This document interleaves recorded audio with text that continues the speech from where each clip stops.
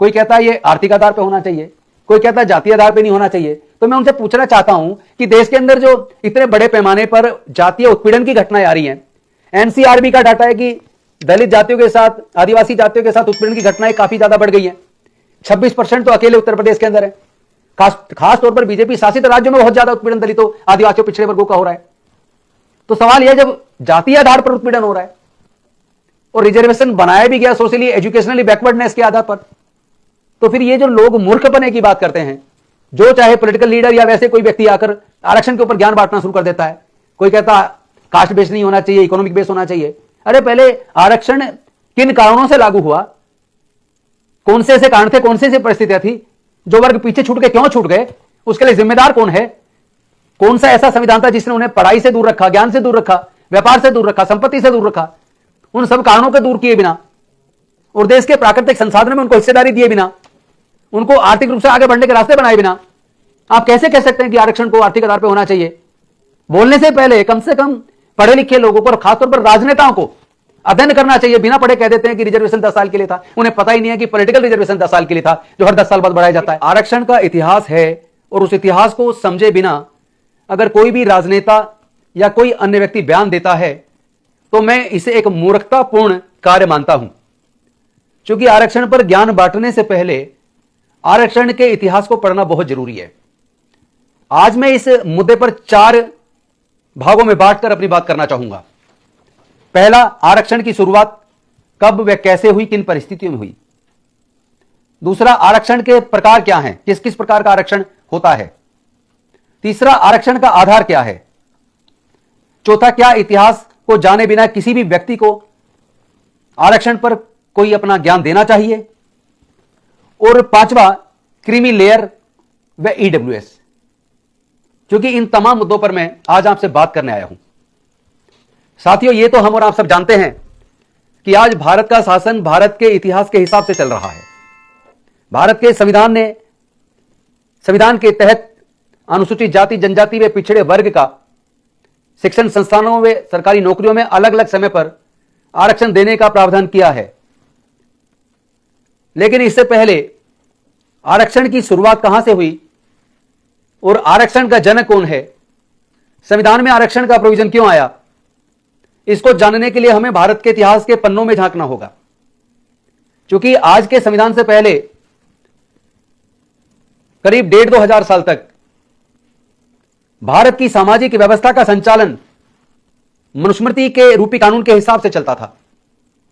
और मनुस्मृति में हिंदू समाज को 4 वर्ण में बांटा था: ब्राह्मण, क्षत्रिय, वैश्य, शूद्र। ब्राह्मण का वर्ण भी ब्राह्मण है और जाति भी ब्राह्मण है। क्षत्रिय का वर्ण भी क्षत्रिय और जाति भी क्षत्रिय। वैश्य का वर्ण भी वैश्य और जाति भी वैश्य। लेकिन अगर किसी शूद्र से कोई पूछे तुम्हारा वर्ण क्या है, तो वो अपना वर्ण नहीं बताएगा, और अपनी जाति पूछे तो अपनी जाति का बखान शुरू कर देगा। जितनी भी ओबीसी जातियां हैं, जाट, गुर्जर, यादव, तेली, कुर्मी, प्रजापति, बढ़ई, लोहार, सुनार, कुमार, मौर्य, शाक्य, कुशवा, सैनी, ये तमाम जाति शूद्रों में आती हैं, जिन्हें आज के संविधान के हिसाब से ओबीसी के रूप में देश में लोग जानते हैं। ये जो चौथा वर्ण था, इसको मनुस्मृति रूपी संविधान के अंदर पढ़ाई से, ज्ञान से, संपत्ति से, व्यापार से वंचित रखा। और एक 5वां वर्ण था जो इस हिंदू सिस्टम में, इस फोल्ड में नहीं आता, वो है अछूत और आदिवासी, जो इस चारों वर्ण सिस्टम से बाहर था। इसीलिए उनको कहीं अनटचेबल, उधर साउथ में पंचम, अलग अलग रूप में जाना जाता। और जो कबीलाई लोग थे या घुमंतु जातियां थी, जो दूर दराज में शासन के कंट्रोल से बाहर कहीं रहते थे, जो बाद में आदिवासी कहलाए। तो इन वर्गों के बारे में सबसे पहले 1902 में तमाम पिछड़े वर्गों के लिए कोल्हापुर की एक रियासत के महाराज साहूजी महाराज ने 1902 में अपनी रियासत में पिछड़े वर्गों के लिए 50% आरक्षण की व्यवस्था की। और जब मैं पिछड़े वर्ग कहता हूं तो पिछड़े वर्ग में अनुसूचित जाति, जनजाति व अन्य पिछड़ा वर्ग, ये तीनों समाज आ जाते हैं। लेकिन उसके बाद अगर इतिहास के पन्नों को हम कुरेदते हैं तो हम पाते हैं 1921 में पहली बार 1902 में कोल्हापुर महाराज के द्वारा जो 50% पिछड़े वर्गों को यानी एससी एसटी ओबीसी को रिजर्वेशन की व्यवस्था की, उसके बाद अंग्रेजों ने पहली बार 1921 में इन्हीं वर्गों के लिए मैड्रास प्रेसिडेंसी के अंदर रिजर्वेशन की व्यवस्था की। तत्पश्चात 1925 में एक सरकारी आदेश के द्वारा अंग्रेजों की सरकार ने दलित छात्रों को उच्च शिक्षा में अर्धशुल्क सुविधा दी। 1927 में मद्रास प्रेसिडेंसी ने सरकारी नौकरियों में 1/12 हिस्सा अनुसूचित जाति के लोगों के लिए रिजर्व किया।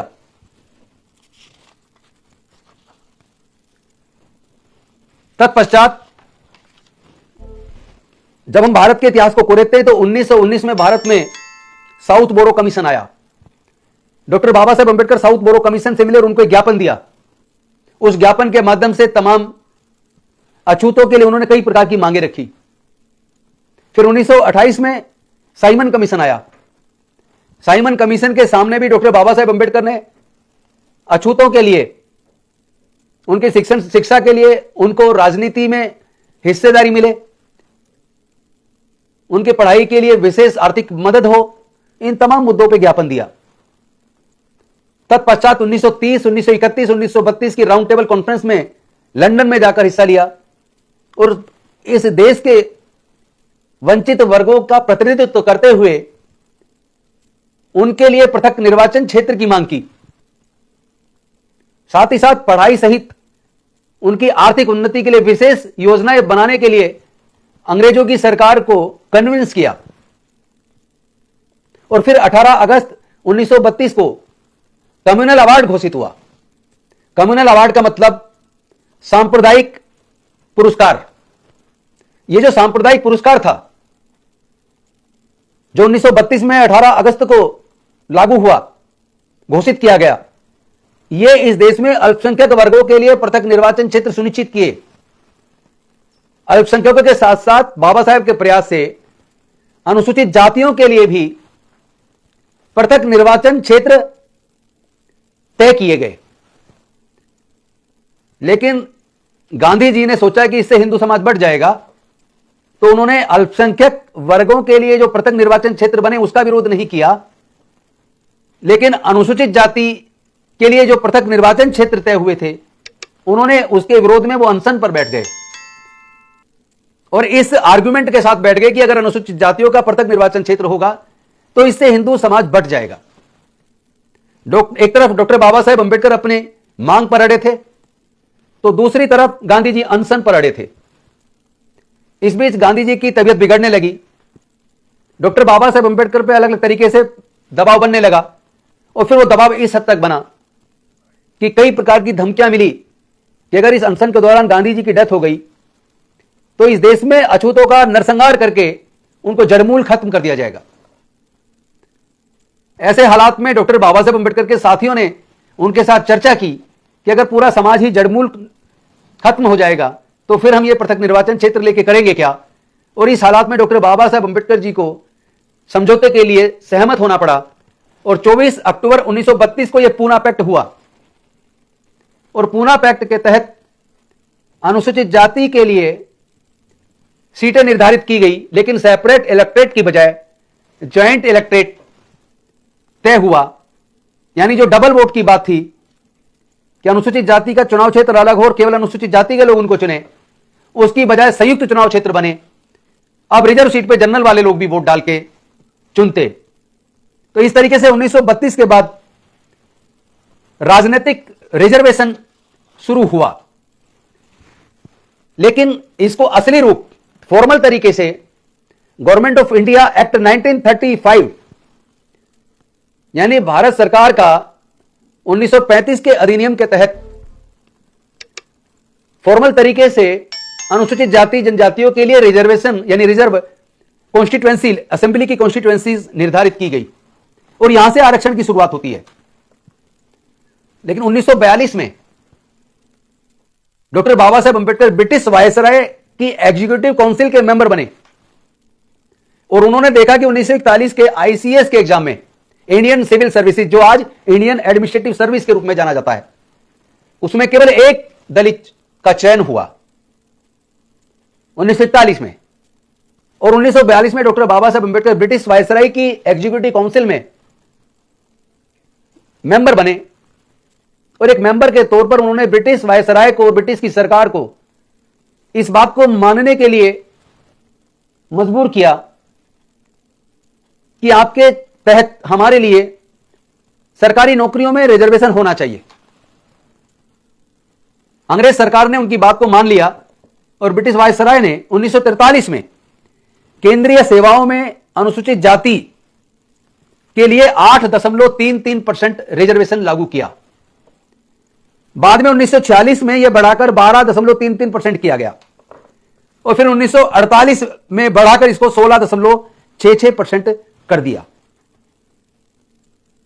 इसके बाद 1950 में 26 जनवरी को भारत का संविधान, जो डॉक्टर बाबा साहेब अंबेडकर जी ने बनाया था, वो लागू हुआ और लागू होने के बाद 1951 से हमारे लोगों के लिए पॉलिटिकल रिजर्वेशन तो जो बना वो तो 1952 में लागू हुआ, चूंकि पहला चरण 1952 में हुआ। लेकिन शिक्षण संस्थानों में लागू करने के लिए 1951 में अमेंडमेंट करके 16(4) जोड़ा और जिसमें अनुमति दी गई कि सरकारी सेवाओं में पिछड़े वर्गों सहित अनुसूचित जाति जनजाति के लिए आरक्षण लागू किया जाए और संवैधानिक रूप से दोनों के लिए प्रावधान कर दिया गया।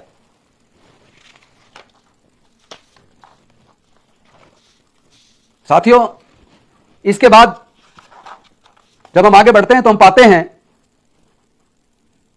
समय समय पर कई प्रोविजन हुए। संविधान में 1930, संविधान के आर्टिकल 330 में लोकसभा के अंदर एससी एसटी के लिए सीटों की रिजर्वेशन की व्यवस्था हुई। आर्टिकल 331 में लोकसभा में एंग्लो इंडियन की 2 सीटों को रिजर्व करने की व्यवस्था हुई। आर्टिकल 332 में स्टेट की असेंबलीज के अंदर एससी एसटी के लिए सीटों की रिजर्वेशन की व्यवस्था हुई और आर्टिकल 333 में एंग्लो इंडियन के लिए एक सदस्य की स्टेट के अंदर जरूरत पड़ने पर राज्यपाल को पावर दी। फिर आर्टिकल 334 में यह प्रोविजन किया कि राजनीतिक जो आरक्षण है यह 10 साल के लिए रहेगा।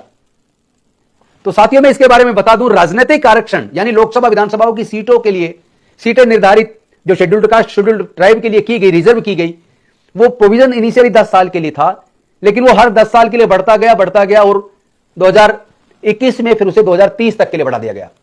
लेकिन कई राजनेता, कई एडवोकेट्स, कई विद्वान विद्वता दिखाते बिना ज्ञान के, बिना पढ़े, बिना अध्ययन किए, और वो कहते हैं कि अब सरकारी नौकरियों में रिजर्वेशन बार बार 10 साल के लिए बढ़ाया जा रहा है, जबकि ऐसा है नहीं। उन्हें पता ही नहीं अभी राजनीतिक रिजर्वेशन 10 साल के लिए था जो हर 10 साल बाद बढ़ाया जाता है, लेकिन एजुकेशनल इंस्टीट्यूशन में और सरकारी नौकरियों में जो रिजर्वेशन है वो 10 साल के लिए नहीं, बल्कि वो परमानेंट है। वो तब तक के लिए है जब तक कि समाज में जो छुआछूत और जाति के आधार पर उत्पीड़न खत्म करके उनको पैरेलल बराबरी पर ना ला दिया जाए, सामाजिक रूप से और बाकी शैक्षणिक आर्थिक सब दृष्टि से जब तक ये दलित पिछड़ा वंचित वर्ग बराबरी पर ना आ जाए, तब तक एजुकेशनल इंस्टीट्यूशन व सरकारी नौकरियों में रिजर्वेशन जारी रहेगा। इसमें कहीं कोई 10 साल का प्रोविजन नहीं था, लेकिन बहुत सारे अज्ञानी लोग, चाहे वो राजनीति में ही क्यों ना हो या वो इंस्टीट्यूशन में ही क्यों ना हो, चाहे वो अधिकारी ही क्यों ना हो, वो बिना ज्ञान के ज्ञान बांटते रहते हैं और कहते हैं कि रिजर्वेशन तो नौकरियों में 10 साल के लिए था, जबकि रिजर्वेशन नौकरियों व शिक्षण संस्थानों में तब तक के लिए निर्धारित हुआ जब तक कि बराबरी न आ जाए। तो पहले तो बिना ज्ञान के बोलना उचित नहीं है। अब मैं आता हूं इस मुद्दे पर कि ये रिजर्वेशन कितने प्रकार का है। अगर संविधान की दृष्टि से देखें तो जो रिजर्वेशन है एससी के लिए, एसटी के लिए, ओबीसी के लिए, शिक्षण संस्थानों में, लोकसभा में, विधानसभाओं में, बाद में जोड़ा गया जो गवर्नमेंट से सहायता प्राप्त या पीएसयूज हैं उनके अंदर जोड़ा गया। उसमें कब मिला मैं वो भी आपको एक बार ब्रीफ में प्रकाश डाल दूं। 1982 में पहली बार पीएसयूज व गवर्नमेंट एडेड इंस्टीट्यूशन में 15% एससी के लिए और 7.5% एसटी के लिए रिजर्वेशन की व्यवस्था हुई। लेकिन इस संवैधानिक और ईडब्ल्यूएस के लिए 2019 में ईडब्ल्यूएस यानी कि गरीबी के आधार पर, आर्थिक आधार पर इकोनॉमिक वीकर सेक्शन, जबकि इकोनॉमिक वीकर सेक्शन के लिए ना तो कभी कोई कमीशन बना, ना कभी कोई अध्ययन हुआ, ना अभी तक यह निर्धारित हुआ कि ईडब्ल्यूएस में जो लोग आते हैं उनकी जनसंख्या कितनी है। क्योंकि ओबीसी के लिए तो पहले काका कालेलकर आयोग बना, फिर 1978 में मंडल कमीशन बना, 1980 में रिपोर्ट आई, 1992 में इंदिरा साहनी वर्सेस 1990 में 7 अगस्त को मंडल कमीशन की सिफारिशों को लागू किया। कुछ लोग कोर्ट चले गए, Indira Sahni versus union of India के नाम से केस चला। 1992 में सुप्रीम कोर्ट से रिजर्वेशन के समर्थन में जजमेंट आया और एक साल बाद 1993 में नोटिफिकेशन होकर ओबीसी के लिए रिजर्वेशन लागू हुआ। लेकिन उसके लिए पूरा पहले कमीशन बनके पूरा अध्ययन हुआ, सर्वे हुआ, डाटा कलेक्ट किया गया। और जबकि चूंकि जाति गणना अभी तक हुई नहीं है ओबीसी की, तो पिछला जो हुआ था उसके आधार पर उसको 52% मानते हुए, क्योंकि पिछली कुछ जजमेंट थी कि 50% की सीमा को क्रॉस नहीं कर सकता रिजर्वेशन, इसलिए 49.5% Indira Sahni versus union of India ने तय कर दिया।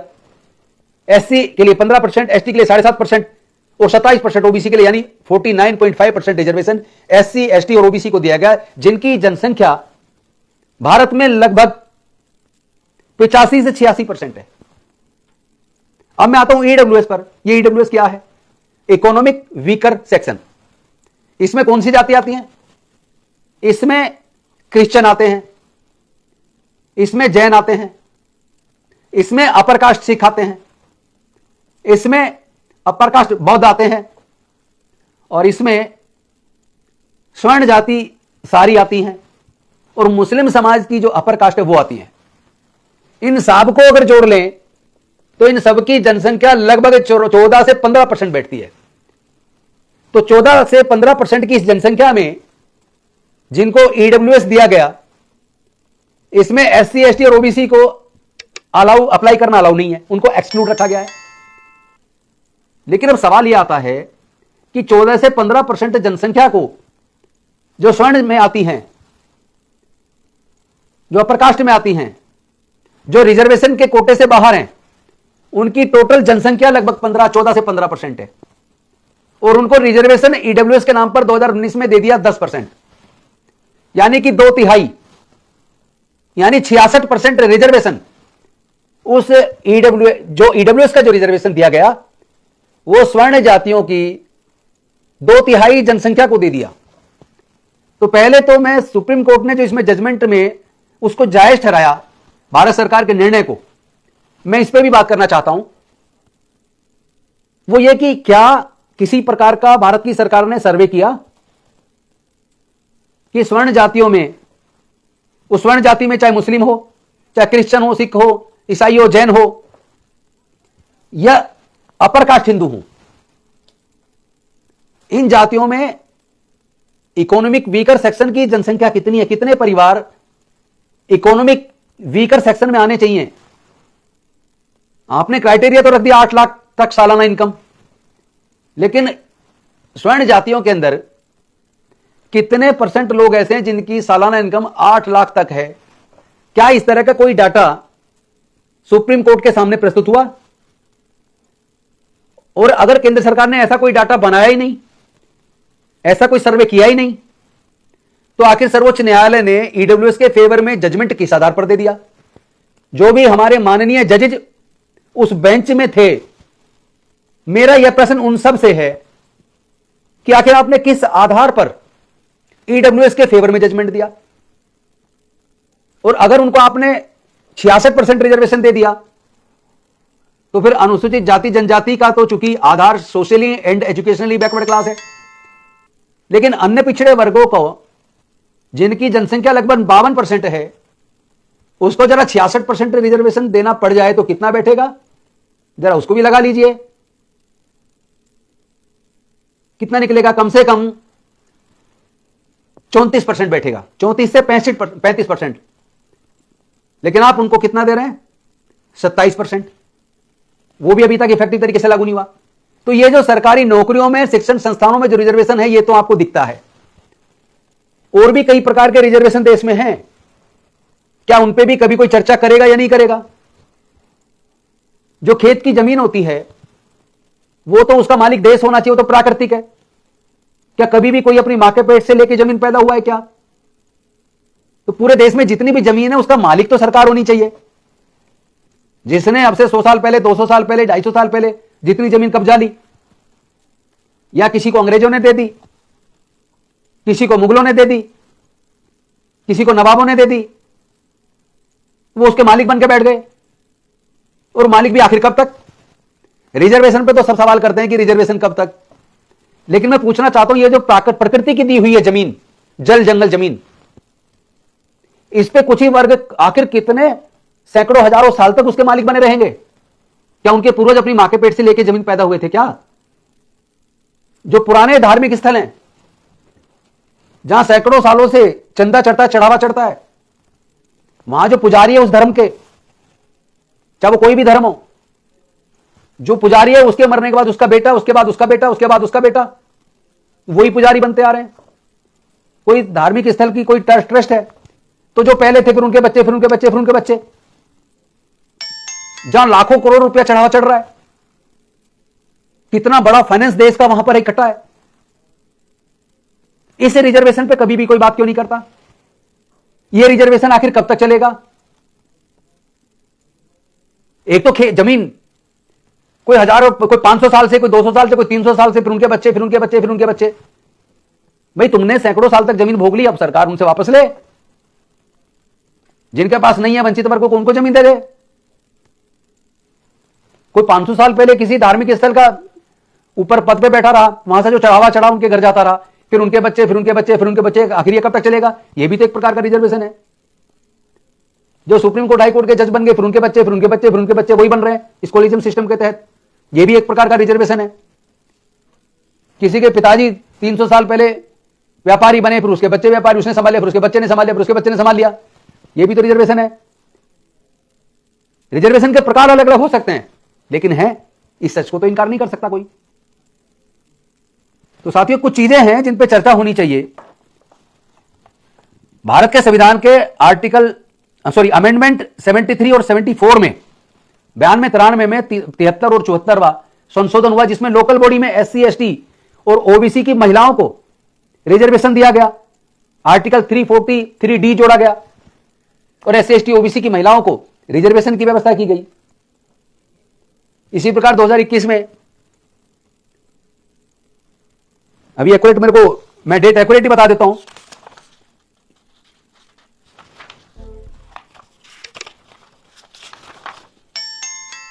2023 में महिलाओं के लिए 33% आरक्षण लागू करने का विधेयक पास कर दिया, बिल पास कर दिया, विधेयक बन गया, और 2029 में उसे लागू करने की बात की गई।